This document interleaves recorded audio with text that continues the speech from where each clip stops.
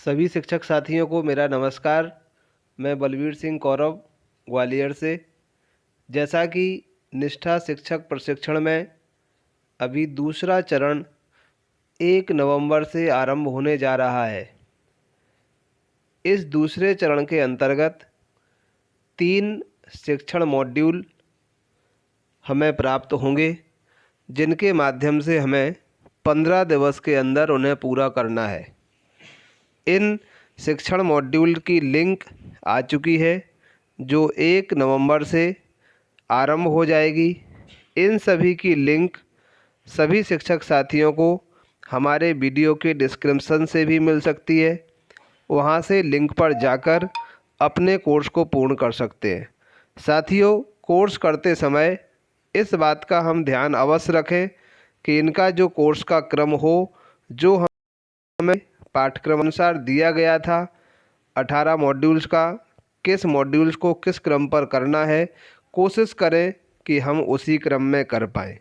तो इसके पहले जो लिंक आती है वो ऊपर नीचे भी हो सकती है, इसीलिए हम उस जो हमारे लिए पूरा समय सारणी या चार्ट दिया गया है, लेटर में भी इनका क्रम दिया गया है कोर्सों का, तो इन कोर्सों को हम उसी क्रम में करें। चौथा मॉड्यूल जो है हमारा 3 हम लोग कर चुके हैं। 4th मॉड्यूल है शिक्षण अधिगम प्रक्रिया में जेंडर आयामों की प्रासंगिकता।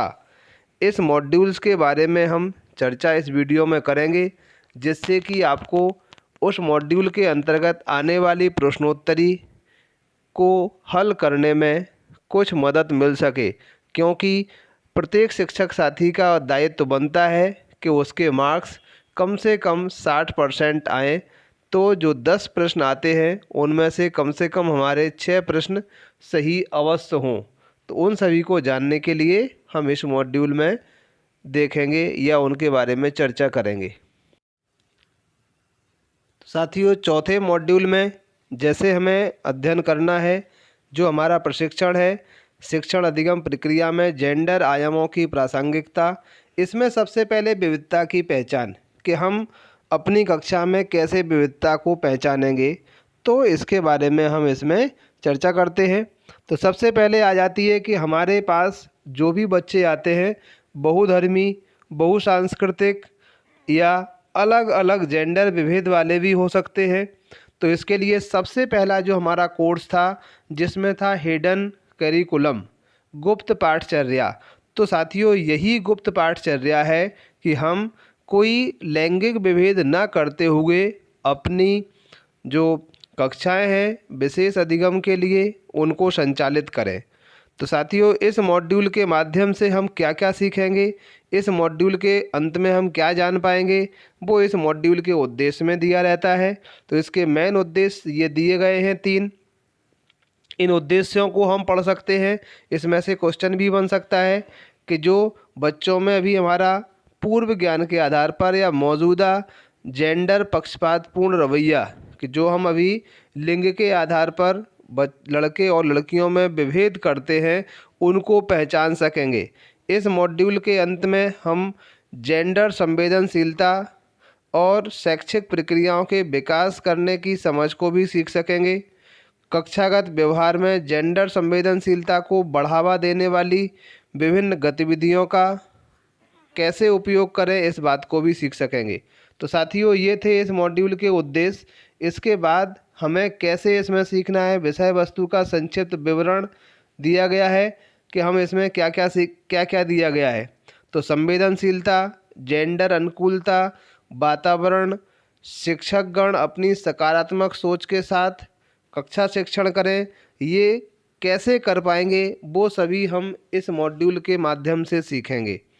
तो इसे हम अच्छी तरीके से पढ़ सकते हैं और आने वाले क्वेश्चनों को हम सही तरीके से हल कर सकते हैं। इसके बाद अधिगम के प्रतिफल। तो साथियों, पहले कोर्स में हम पढ़ चुके हैं इसमें प्रतिफल के बारे में, कि जब हम अपना पाठ्यक्रम पूरा कर लेते हैं उसमें हमने क्या सीखा, वो प्रतिफल होता है। तो इस मॉड्यूल के क्या प्रतिफल होंगे? बालिकाओं की शिक्षा और सशक्तिकरण को बढ़ाने में पाठ्यक्रम और पाठ्यपुस्तकों की भूमिका को समझना, ये समझ सकेंगे। विभिन्न क्षेत्रों में महिलाओं की प्रसिद्धियों की पहचान और उनके योगदान की उदाहरण द्वारा प्रशंसा करना, मतलब क्या किया है उसकी प्रशंसात्मक भूमिका को भी हम समझेंगे। जेंडर भेदभाव के बारे में विभिन्न तरीकों को भी हम समझेंगे। राजनीतिक, सांस्कृतिक, सामाजिक प्रक्रियाओं में महिलाओं की भागीदारी को भी हम जान पाएंगे। तो ये इसके थे प्रतिफल। अधिगम प्रतिफल के लिए शिक्षण किस टाइप से करें हम, जैसे समाज निर्माण एक सतत प्रक्रिया है। जो समाज का निर्माण है वो लगातार होता रहता है, ये नहीं कभी पूरा हो गया, जिसमें व्यक्ति और विस्तृत सामाजिक प्रक्रियाएं अपनी बहुत ही महत्वपूर्ण भूमिका निभाती हैं। हम देखते हैं कि जो समाज में घटनाएं घटित होती हैं या समाज जिनके ऊपर चल रहा है उसमें विशेष लैंगिकता वाले व्यक्तियों को वरीयता दी जाती है। तो आज इस मॉड्यूल के बाद वर्तमान समय में हम ऐसा न करें, इन सभी चीज़ों को हम इसके बारे में सीख सकते हैं, किस टाइप से हमें इसमें सीखना है। इसके बाद इसके लिए बहुत सारी गतिविधियां हैं, जैसे कुछ विशेषताएं ये दी गई हैं पुरुष या स्त्री के एक साथ कौन कौन सी विशेषताएं होती है। जैसे जो विशेषता का नाम लिखा हुआ है ये किस में होती है, राइट। तो बच्चों से हम गतिविधि करा सकते हैं। आश्रित कौन होता है, स्त्री या पुरुष। हमारे समाज में अभी स्त्री को पुरुष के आश्रित माना जाता है। शक्तिशाली कोई भी हो सकता है, पुरुष भी हो सकता है, स्त्री भी हो सकती है। सक्षम कोई भी हो सकता है, पुरुष भी हो सकता है, स्त्री भी हो सकती है। भावुकता एक ऐसा गुण है जिसमें हम किसी लिंग के साथ उसे नहीं जोड़ सकते। तो इस तरह से ये कुछ हम चार्ट बना सकते हैं और गतिविधि करा सकते हैं, अपन पढ़ के समझ सकते हैं। इसके आधार पर क्वेश्चन हमारे क्या हैं बनेंगे। गतिविधियां भी इसमें बहुत सारी दी गई हैं, इन गतिविधियों को हम करा सकते हैं। शिक्षक की भूमिका क्या रहेगी, इसमें हम विभिन्न गतिविधियों के माध्यम से बच्चों में अपनी क्लास में उसे करने को कह सकते हैं। इसके बाद जो हमारा है मेन वो है हमारा जेंडर, जो एक मुख्य रूप से वही हिडन पाठ्यक्रम या गुप्त पाठचर्या के रूप में हम इसमें पढ़ते हैं। विषयों के आदान प्रदान में जेंडर मुद्दों का समेकन, जैसे कोई भी आता है बात तो हम अगर पढ़ने की बात करते हैं भाषा शिक्षण के माध्यम से जेंडर का समेकन। भाषा सभी विषयों में आवश्यक है और ज्ञान के निर्माण के लिए एक मूल तत्व है। भाषा जिसके परिणामस्वरूप इसका जेंडर संबंधों पर व्यापक प्रभाव पड़ता है। अतः विद्यार्थियों को भाषा के कार्यों के तरीकों के प्रति संवेदनशील बनाना महत्वपूर्ण है। इसी तरह से हम इसे जोड़ सकते हैं विभिन्न प्रकार की भाषाई में शिक्षण को। इसके बाद कुछ ऐसी गतिविधियां भी इसमें दी गई हैं जिसमें हम दे सकते हैं कि कौन पुरुष कर सकता है कौन स्त्री। जैसे हम कुछ शब्दावली है जो विशेष रूप से लगाई जाती है, जैसे श्री, श्रीमती, कुमारी, ये एक जेंडर सूचित शब्द है, एक विशेष जेंडर के लिए इनका प्रयोग किया जाता है। कुछ शब्दावलियां ऐसी भी होती हैं जिसके लिए हम जेंडर सूचित नहीं होती, मतलब जिसमें किसी भी लिंग का बोध हमें नहीं होता है। ऐसी शब्दावलियों को सामान्यतः पुरुष जाति के साथ जोड़ दिया जाता है। जैसे एक शब्द आता है पुलिस, तो पुलिस कौन सा शब्द है, स्त्रीलिंग है या पुल्लिंग है, पुलिसमैन। तो ये बहुत सारे शब्द दिए गए हैं, इन शब्दावलियों को भी हम बच्चों को परिचित कराएंगे। और भी ऐसी शब्दावली ढूंढने के लिए बच्चों से हम अपनी कक्षा में कह सकते हैं, इनके ऊपर चर्चा भी कर सकते हैं, क्या उनकी स्थिति है इसके बारे में बता सकते हैं। जैसे एक गतिविधि इसमें दी गई है कि एक परिवार के दो भाई बहन हैं, जुड़वा है। अब जब वो समान कक्षा में जाते हैं तो फिर जब लड़का क्या कहता है कि हमें मैथ पढ़ना है तो उसे पढ़ने की इजाज़त दे दी जाती है। लड़की कहती है मुझे भौत की बहुत पसंद है, तो उसकी जो सिस्टर है, जो मैडम वहाँ पे थी, वो उसे भौतिकी पढ़ने के लिए मना करती है। तो फिर लड़के को उस पर क्या ऑब्जेक्शन होता है, वो क्या कहता है कि जब मैम आप भी तो एक स्त्री हैं, आपने कैसे फिजिक्स पढ़ा और मेरी बहन को आप क्यों मना कर रहे हो। तो वो क्या कहते हैं कि आप होम साइंस का विषय ले लें, आप लड़की हैं, आपको वो काम आएगा। इस तरह की कुछ गतिविधियाँ इसमें दी गई हैं। इसी में वो विल बी निगेंथो मणिपुरी में एक राजा और रानी के बारे में एक कहानी है जिसके 3 बेटे और एक बेटी हैं। तीनों बेटे होने के बावजूद अपनी बेटी को अगले वारिस के रूप में चुनते हैं और सबसे बड़े बेटे बेटे को राजा घोषित करने के पुराने रिवाज को चुनौती देते हैं। तो कुछ रूढ़ियां हैं, उन रूढ़ियों को भी इसमें कैसे ख़त्म किया जा सकता है कि जो योग्य है उसी को अपने रास्ते पर पहुंचाएं और उसे समाज में कार्य करने के लिए कहें। यहाँ हम किसी विशेष जेंडर पर विशेष बात नहीं करेंगे। इस टाइप की हमें शिक्षण प्रक्रिया को अपनाना होगी। चर्चा के बिंदु इसमें है कि समाज में प्रचलित जो पितृसत्तात्मक मानदंड हैं वो क्या है। जैसे एक पिता के बाद लड़का ही उसका वारिस या मुखिया होता है, लड़कियों की स्थिति को प्रभावित करते हैं। तो ये कुछ चर्चा के बिंदु ऐसे दिए गए हैं। ऐसे हम और बिंदुओं को भी निकलवा सकते हैं। ऐसी गतिविधियों को हम कराते हैं और इनसे विभिन्न प्रकार के जेंडर की समझ को हम विकसित बच्चों में करते हैं अपनी कक्षा के माध्यम से। इसी तरह से सामाजिक विज्ञान के शिक्षण में जेंडर समेकन, सामाजिक विज्ञान जो है प्राथमिक स्तर से शुरू होने वाली स्कूली शिक्षा के सभी चरणों में स्कूल पाठ्यक्रम का एक अभिन्न अंग है। यह व्यक्तिगत और सामूहिक मानवीय व्यवहार का पता लगाने का प्रयास करता है जो परिवारों, समुदायों, सांस्कृतिक संस्थानों, पर्यावरण, समाज, इन सभी में के लिए जरूरी है। जेंडर धर्म, क्षेत्र और वर्ग, विकलांगता के संदर्भ में भी विविधता को स्वीकारता है, उसका सम्मान करता है। तो इस तरह से हम विभिन्न प्रकार के जेंडरों के बारे में पढ़ते रहेंगे। इसमें प्रचलित विचार क्या क्या जेंडर से संबंधित है वो प्रचलित है। जैसे ही कुछ रूढ़ियाँ थीं, उन रूढ़ियों को तोड़ने का काम हमारे प्राचीन समय से चला आ रहा है। जैसे बेगम रुकैया थी, रुकैया सखावत हुसैन एक शिक्षाविद मानी जाती हैं जिन्होंने बालिका शिक्षा के लिए बहुत ज़्यादा कार्य किया है। इसे भी दिया गया है सोशल साइंस यानी सामाजिक विज्ञान जीवन कक्षा 7 की पुस्तक में दिया गया है। इन्होंने 1905 में सुल्ताना का सपना शीर्षक से एक कहानी लिखी जिसमें सुल्ताना एक स्त्री देश, एक ऐसा देश है लेडी लैंड में पहुंच जाती है।